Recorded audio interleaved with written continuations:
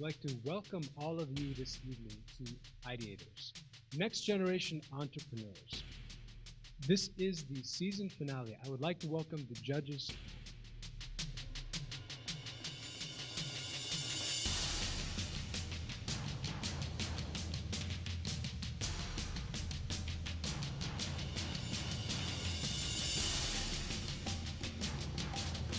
Ladies and gentlemen, allow me to introduce the members of our judging panel for this evening. Mr. Fahim Shakur from the British Council, Mr. Charlie Walker from the British Council, Mr. Diane Gomez from MAS, Mr. Kareem Shardlou from the Colombo Hilton, Director of Operations, Colombo Hilton Residence, and Mr. Oliver Steele from the British Council. Now I would like to invite the former contestants to join us in, the ones that have run through this process and gone through the elimination. Please.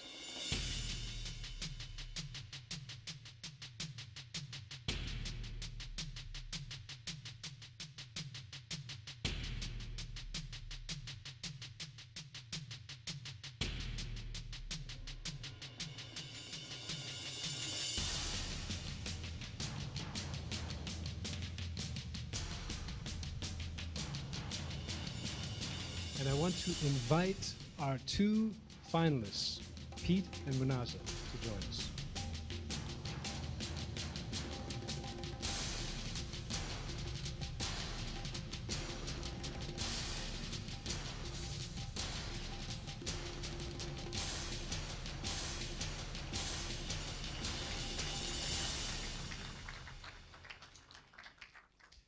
Ladies and gentlemen, it has been a long and difficult road for our participants.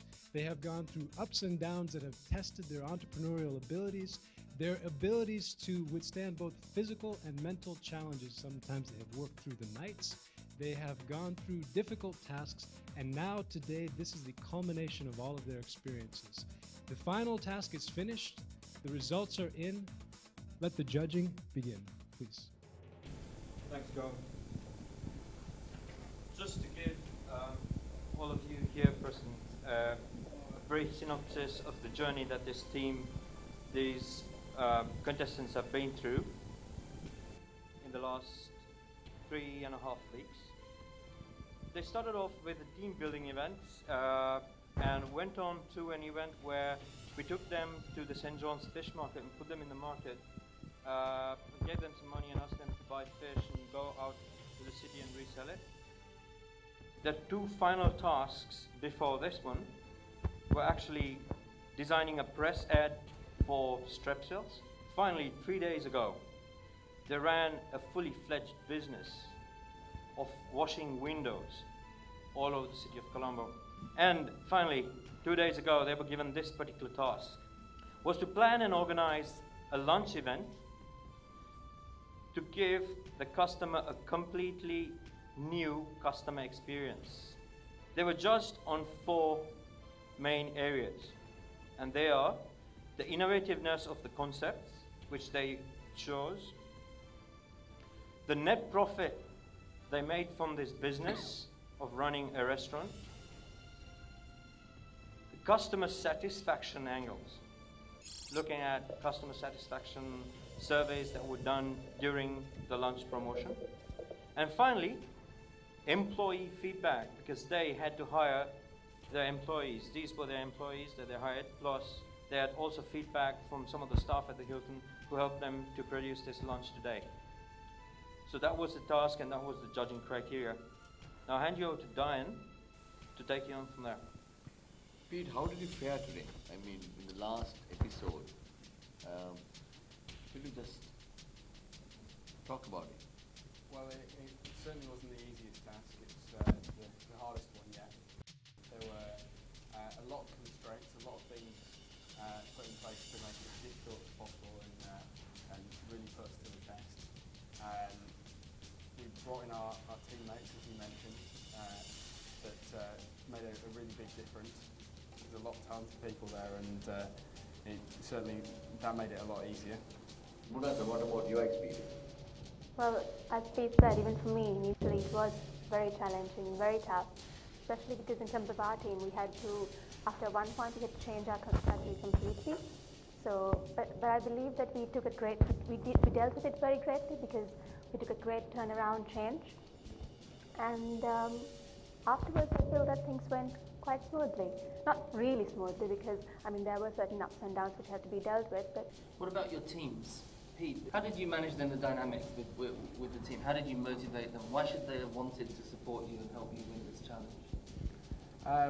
Well, that's a very fair question. And I think the key thing was that in the end, everyone wants to be on the winning team.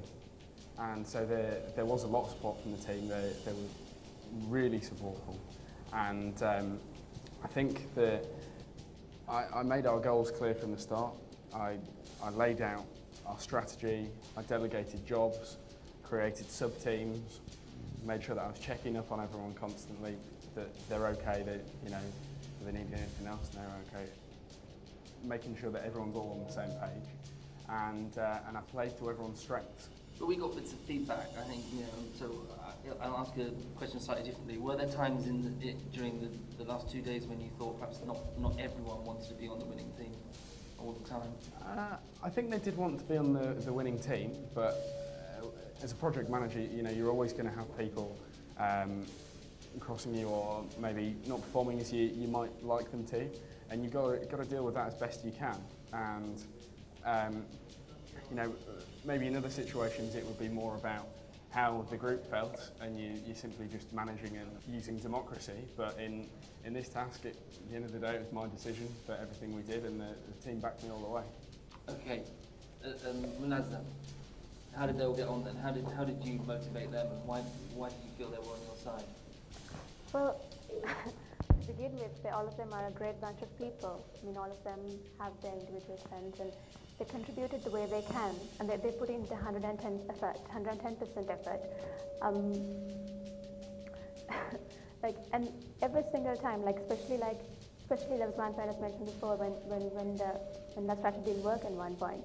So there were times when they kept motivating us. Like at one point, Abdul keeps going, "No, we can do it, we can do it." And each and every one of them, they had their own little points where they keep saying, "We're going to do this." I mean, all of us. It was not just me saying, "Okay, let's go for the win." All of them individually kept saying, "We are going to go for the win" as an entire team.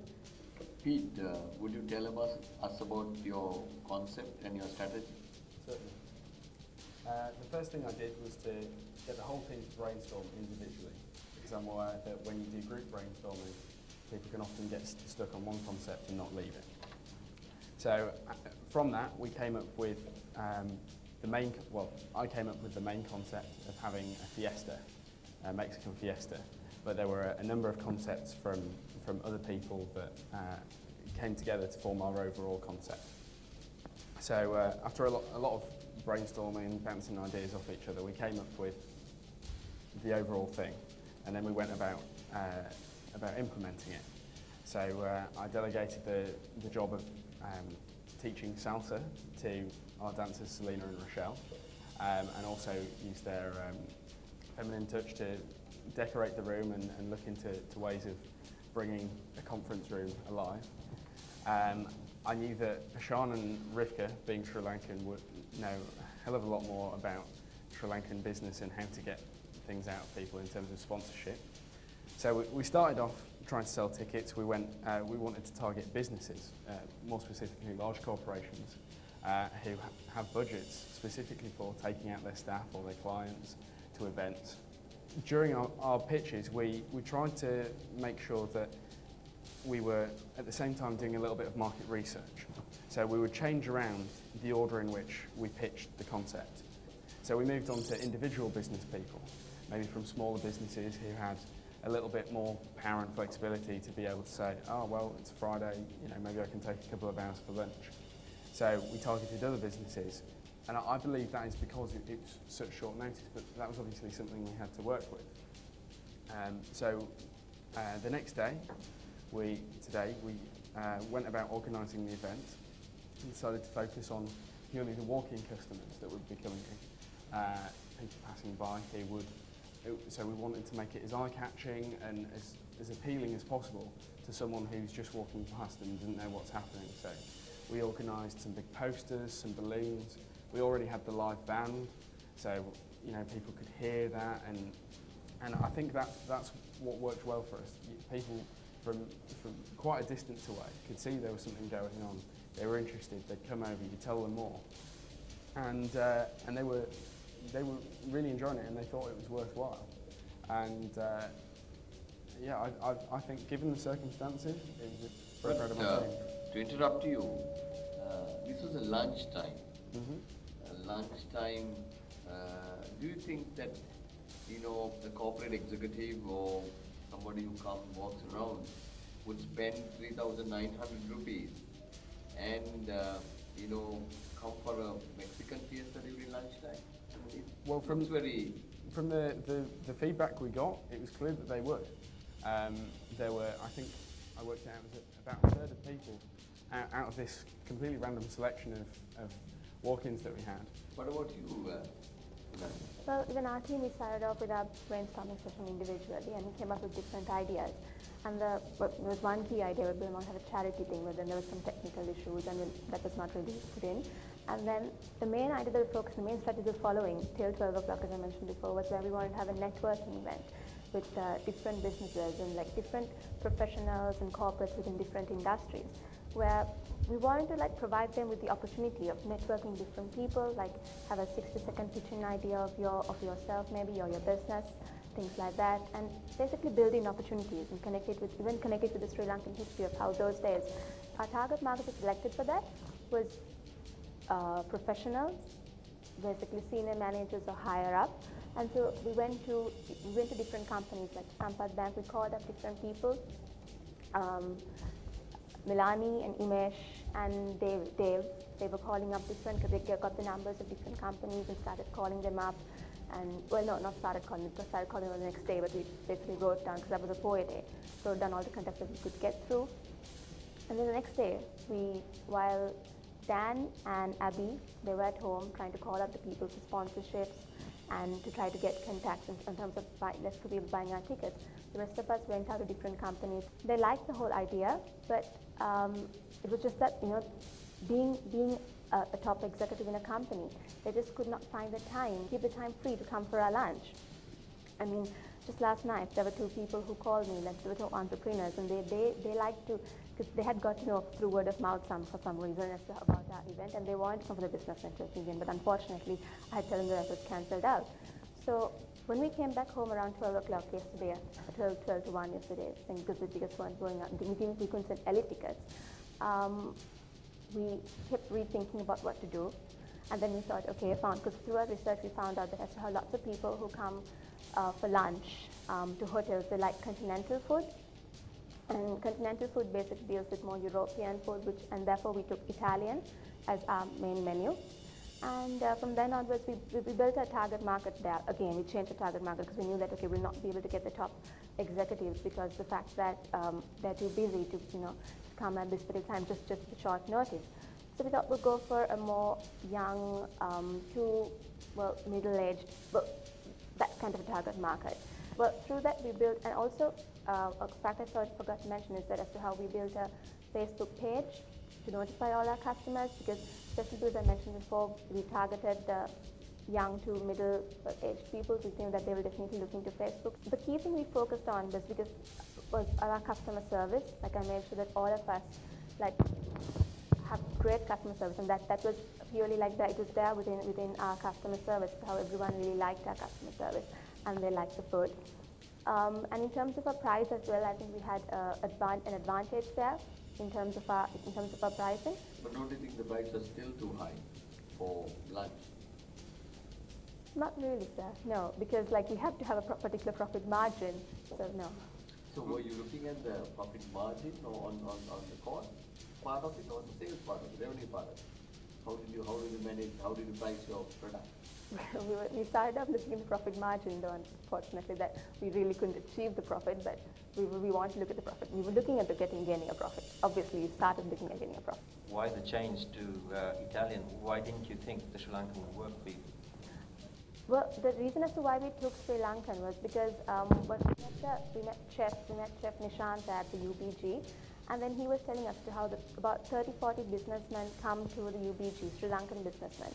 and how the UBG, they have the international menu, but from the international menu, they mainly go to the Sri Lankan section.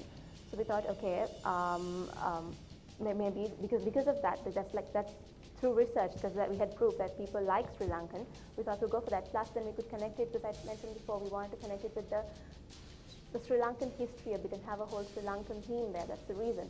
So then, since we've changed our target market, since we want to go for more younger section than the older people, not really older, but since we want to select a more younger section, we thought, okay, they wouldn't really go for Sri Lankan, they would prefer more continental food, and it's the reason why we chose Italian.